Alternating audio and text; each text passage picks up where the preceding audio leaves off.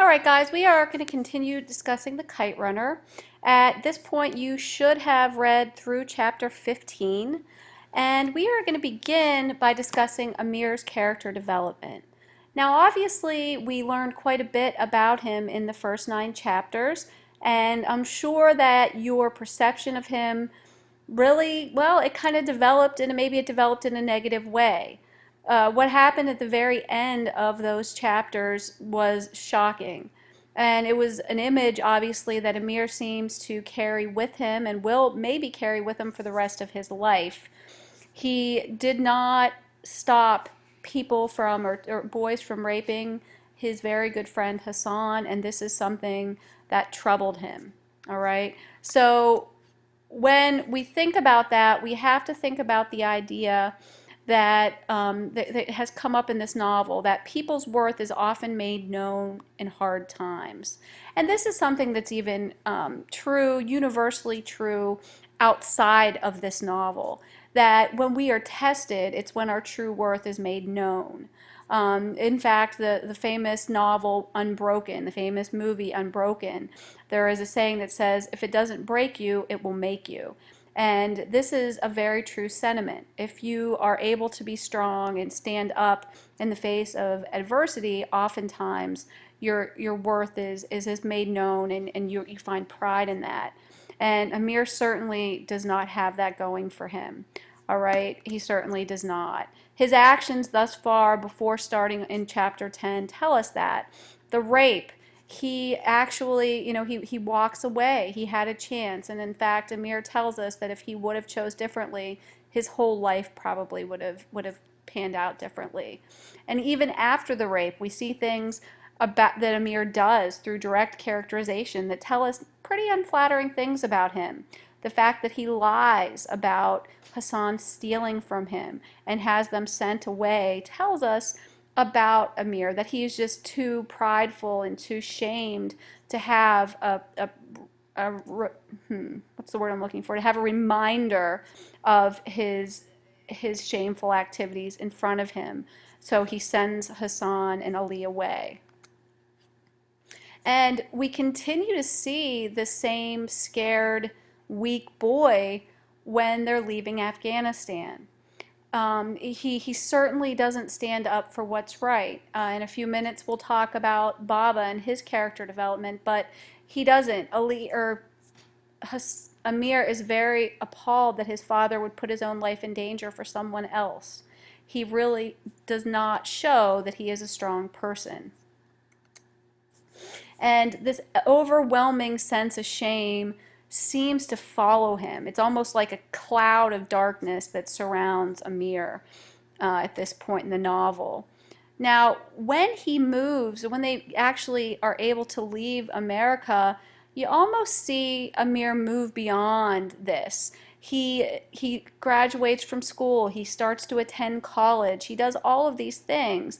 Occasionally, though, Hassan's name is brought back up by his father, or he thinks of him, and the shame returns. It's something that's maybe, abated a little bit, but it comes back. So it's something that Amir, we are really feel deeply that he is somehow going to reckon with this. If he doesn't, it's never going to escape him. At this point, we see also Amir's interest and love for a young woman. And we see that part of his character develop, his love and his ability to look beyond faults that others may see in this woman and to love her deeply and truly. Also, in this section of the novel, we see that, that the father dies. And when his father dies, it's very troubling, obviously, for him. It's also a turning point in his life because he is no longer Baba's son. He has to move beyond the idea that someone else is going to stand up where he himself could do it. He now must stand up, and he must be sure that he is his own man. And really, it's with the death of his father that we see Amir's character really truly start to turn and change. Now, Baba really is an interesting character for the entire novel, and he's always shown as virtuous for the most part. His reaction to Hassan and Ali leaving, for instance, when Amir brings up the idea that Hassan may have stolen from him, Baba is just completely devastated. He's also devastated initially when Amir suggests that they find new help. And it's telling in his love for them and his loyalty to them, the people that he's been around for 18 years. This is also maybe a little bit troubling to us because he doesn't seem to have that same love for Amir. So it makes him a very interesting and a character with depth. It doesn't make him one that's just a superficial one. We also continue to see his bravery when they're on their journey to America very early on, when that Soviet guard or that Soviet soldier wants to take the woman and have relations with her. Baba stands up even though he could well die. And this is what Amir doesn't understand. He can't understand how his father could willingly risk his life for something like this, for something that is right. But this is where we see Baba is a man that believes in standing up for what is right. We also see in Baba's character development his difficulty assimilating when they get to America.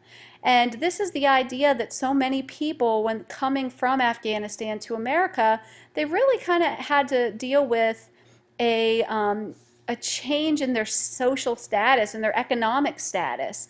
In Afghanistan, Baba was a pretty prominent and affluent man.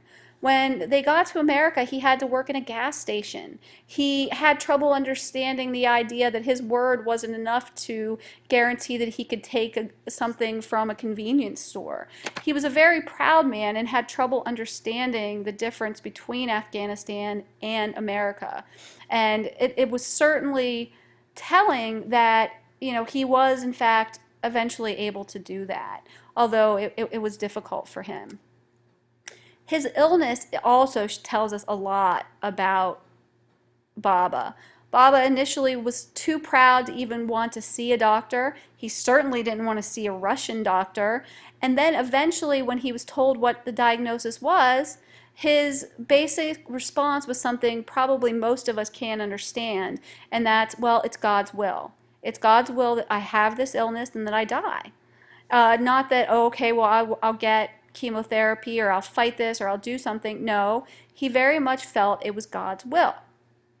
And so he allowed this disease to progress, and he would allow it to take his life because that's what he believed was meant to happen. We also see that he has overall love and pride for Amir. He is so proud of Amir when he graduates and he gets him a car, and he certainly still has that sense of pride and parental love that becomes more and more apparent as Amir grows and matures. Now, at this point in the novel, we meet another character, and this is the character, of course, that Amir loves. He meets her when he and his father are going to flea markets every weekend. And at these flea markets, people of Afghani culture are able to congregate and really spend time together as they did when they all lived in Afghanistan. And Soraya is a very interesting character, and she seems to be a wonderful match for Amir. Amir knows of her and gets to know more and more about her. One of the things he finds out is that she wants to be a teacher. And her reason for wanting to be a teacher was because when she was a young girl, she taught a Hazara child how to read. And now remember, Hassan was also Hazara. And this seems to be relatively ironic because we have Amir, who used to mock Hassan for not being able to read. In fact, remember when Hassan did not know what the word imbecile meant, Amir thought that was the funniest thing he had ever seen, and he mocked him. It seems very ironic then that we have this character, Soraya, who really had love and compassion and the desire to help those that were illiterate, where now being involved with Amir, who used to mock Hassan. We also have Soraya's past, and Soraya's past is important. It's important because it it is something that everyone else uses to define her. And they use it to define her in a negative way. And it seems that Amir does not do that. Amir actually kind of does the opposite, in that she has something that was shameful about her past, and instead of hiding it and not in some way living up to it, she does. She does live up to it, and or not live up to it, I guess it's not the right word, that she does own up to it, I guess would be the words. And he, of course, does not own up to his own past. And that, of course, is why Amir thinks that she's braver than him. In fact, she comes out and she tells him. After Amir has asked her to marry him, she says, listen, you need to know that this happened because I don't want to enter into this marriage with you if you don't. And he realizes that, I mean, she is a brave woman that is not turning her back on her shameful actions, as he himself is doing. Now, again, the turning point in the novel, of course, it starts when Baba dies, but it really seems to culminate, and things start to really kind of change pace when Amir is asked to go to Pakistan. And he is asked to go to Pakistan by Khan, which is the very good friend of his father and the one person that seemed to understand a child like Amir. And Khan says, come, there is a way to be good again. Now, this is a really interesting thing. Now, Amir seems to instinctually know that Khan's aware of what he did as a child, and that this is somehow involving, this request to go to Pakistan is somehow involving his past. And this is a very tumultuous time to go to Afghanistan, because this is right around the time that the Taliban is in Afghanistan and they are ruling Afghanistan. So, they went in and they overthrew governments, and they put themselves in power, and it's certainly a very dangerous place to go. Khan really kind of gets Amir to go because he tells Amir that he is ill with cancer. Okay, so when he goes to to Pakistan, he wants Amir to do something for him. And what he wants him to do and whether Amir will do it, those are questions that we'll have to answer. But at this point in your reading and at this point of your assessing and all that good stuff, just really be keeping your eye on Amir and his actions and what he's doing and what it says about him as a character. Because really this novel is the coming of age of a man. And we follow him as a boy and things that he's done that perhaps he thought were going to color his whole life. We follow him through his life to a point when he does in fact have the chance to be good again. And I guess our question is, does he? Does he actually become good again? All right, guys, make sure you continue to read, and very shortly you will be finishing up. Thanks.